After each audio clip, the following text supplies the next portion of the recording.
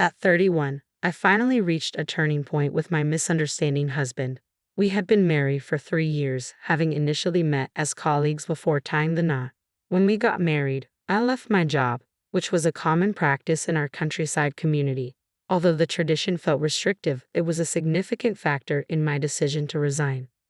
My previous workplace was a small, somewhat insular company with a notably old-fashioned ethos reflecting its local roots. In that environment, it was nearly unthinkable for a married couple to continue working together, especially given the prevailing attitude that married women should not hold full-time jobs.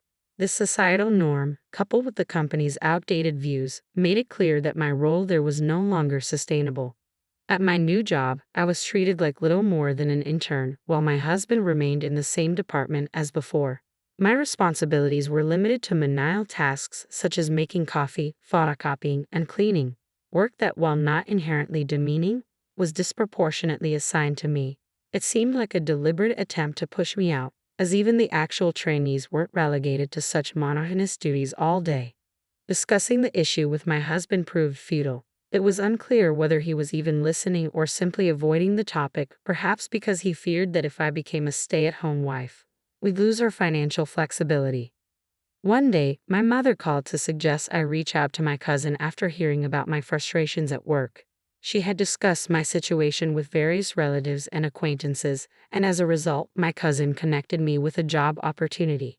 A company where one of his classmates worked was hiring, and they believed my experience would be valuable, so he encouraged me to interview. I was fortunate enough to land the job, and I shared the exciting news with everyone. However, my husband's reaction was oddly muted. Though I found this strange, his lack of objection led me to go ahead and resign. My resignation was promptly accepted. They had clearly been expecting it.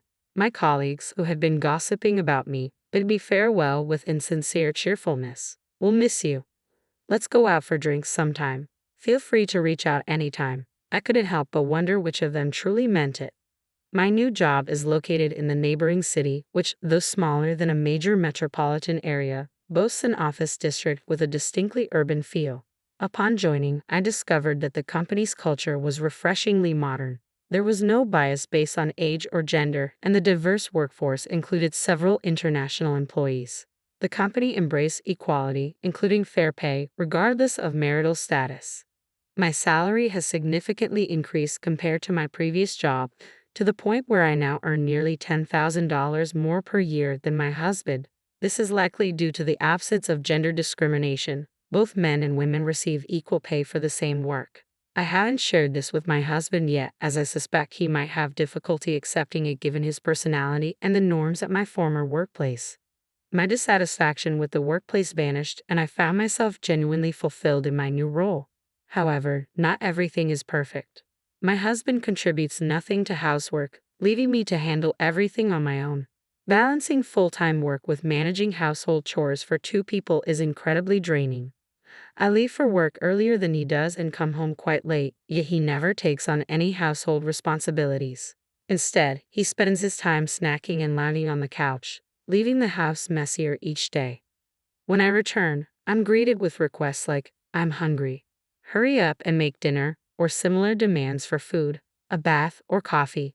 Just hearing these requests is exhausting. Although I chose to work, and I suppose this situation is partly my responsibility, I now realize I might have been influenced by outdated notions and expectations at the time. Since we got married, my husband has repeatedly insisted on his own correctness while highlighting my shortcomings. He would say things like, "Work is tough because you lack the ability. If you want to manage both work and home, you need to try harder. If housework isn't going well, it's because you're inefficient. Get used to it and improve quickly. And since he chose to work, don't slack off on housework." These criticisms were a constant refrain. In rural areas, it's more common for men not to participate in housework compared to urban settings. Most of the married women I knew handled all household chores themselves, with some even managing childcare, caregiving, and farming.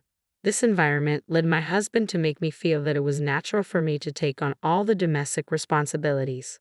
Both my mother and mother-in-law were stay-at-home moms, and many women of my generation were either housewives or worked part-time. Despite being a full-time employee, I may have grown numb to the situation, simply accepting my husband's expectations and continuing with the housework as he dictated.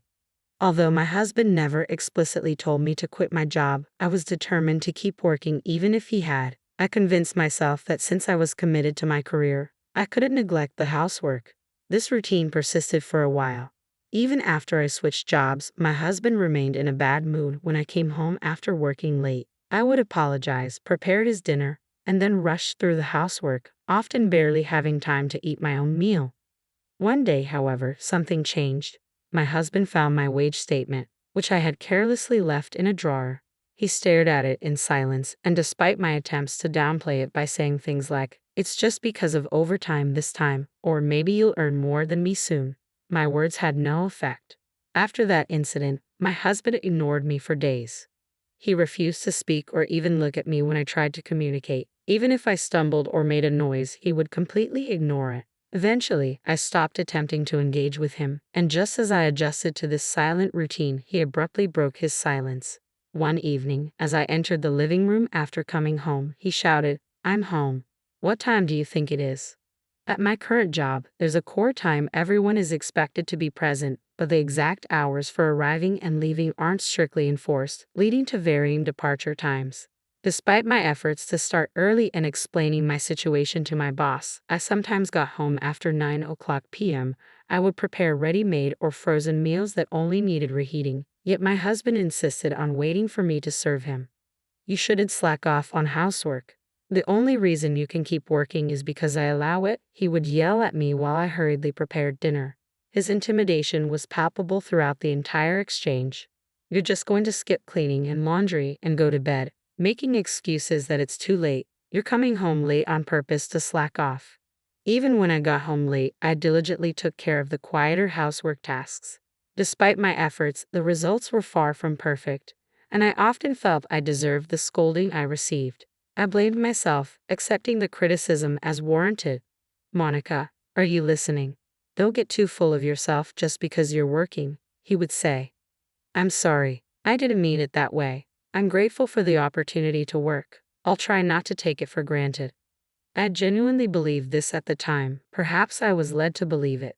To manage my workload, I took on extra weekend shifts to cut down on weekday overtime. I vacuumed and did laundry daily, trying my hardest to keep up with the household chores. A few months later, I had an epiphany. Why am I struggling so much on my own? The realization came after seeing a colleague's lunchbox. Her husband was responsible for cooking at their house and even prepared her lunch. I was taken aback, but my other colleagues seemed unfazed. They expressed envy but also remarked how normal it was to share household responsibilities when both partners worked. I couldn't bring myself to share my situation, as none of them appeared to be handling all the housework alone. When I casually asked relatives and friends about their household arrangements, I was astonished to find that none of their husbands did as little as mine. This realization led me to stop handling his share of the housework. I no longer cleaned his room or did his laundry, and I only prepared and heated food for myself. His yelling didn't bother me. I felt a healthy adult should be able to take care of themselves. I left for work much earlier than he did and returned home quite late. Why should I be burdened with household chores long after he had gone to bed? It wasn't fair for me to do all the housework. Even if he ranted about housework being a woman's job or a wife's duty, I ignored him and focused on eating. "So now you think you're something special just because you're earning a bit more money?" he exclaimed before storming out of the house. As I watched him leave, my heart felt cold. His focus on money and the insults he hurled at me made me realize that all my care and effort had been in vain. I couldn't endure it any longer. The next day, he stopped coming home. I assumed he would reach out if there was an issue, so I left the situation alone, only to find out he had moved back in with his parents. Whenever he returned to collect his things, we would have brief and tense discussions. Each time, he resorted to abuse and even shoved me a few times. It was supposed to be a final chance for us, but it felt futile. I was willing to consider rebuilding our relationship if he showed any willingness to compromise, but his actions made it clear that was impossible. Having made my decision, I began the process of filing for divorce. First, I casually brought it up with my mother during one of our regular conversations. She was very supportive, telling me that I had been patient enough and that the decision was long overdue. Next, I reached out to my mother-in-law on a weekend when my husband wasn't around. Although we didn't see each other often, she had always been kind and caring. She was initially surprised by my decision to consider divorce but assured me she would support me. After these discussions, I visited a lawyer to start the formal process. I presented evidence of my husband's behavior, including a timeline of events, my personal diary, photos of bruises from when he had shoved me, and recordings of his verbal abuse. The lawyer noted that while it was a borderline case for domestic violence liability, the evidence was substantial and worth pursuing. I decided to forgo dividing our assets in exchange for not asking for alimony. I rented a room near my workplace and began packing my things. On moving day, I confronted my husband to settle our affairs. He had been buying meals from the supermarket and coming home daily as he didn't want to inconvenience his parents. When I told him we needed to talk, he gave me the usual silent treatment. I wasn't deterred and said what I needed to. "We're getting a divorce. I'm moving out now. Please contact my lawyer." I left my lawyer's business card on the table, but he didn't even glance at it. He seemed to believe that by ignoring me, I would eventually beg for forgiveness. I left the house for good. Strangely, my husband continued to contact me afterward with messages unrelated to the divorce, such as asking to have a meal together or suggesting we go for a drive while shopping. When I ignored his messages, he sent even more desperate emails, accusing me of being stubborn and insisting he would forgive me if I came back and apologized. At the lawyer's office, he exuded overconfidence, expecting me to be the one in trouble and to break down in tears. With a smirk, he signed the divorce papers, treating the whole situation as if it were a mere formality. I quickly gathered the papers, anxious that he might change his mind and tear them up, and submitted them to the courthouse that same day. Later, my lawyer informed me that my husband hadn't believed I would actually follow through with the divorce. Once he realized I was serious, he started demanding alimony and a division of assets, but communication ceased shortly afterward. I suspect my mother-in-law might have intervened and scolded him to stop. Even after the divorce, I continued receiving bizarre emails from my ex-husband, which I chose to ignore. However, I unexpectedly ran into him one day while dining at a shopping center with friends from school. He was there with his colleagues who were former colleagues of mine, so I knew them all. The encounter was awkward for everyone. They managed to steer him away from our table. My friends, who had only met my ex-husband once at our wedding, found his presence unsettling. "That's my recently separated ex-husband. He's been following me around, and it's causing me distress," I explained to them. When I mentioned this to my friends, they approached his table and, as they walked by, they said, "He's a stalker." That's terrible. So creepy. My ex-husband, who was already uncomfortable around women, quickly retreated from the scene. After that encounter, the delusional emails from him ceased, and I've been enjoying my peaceful life on my own.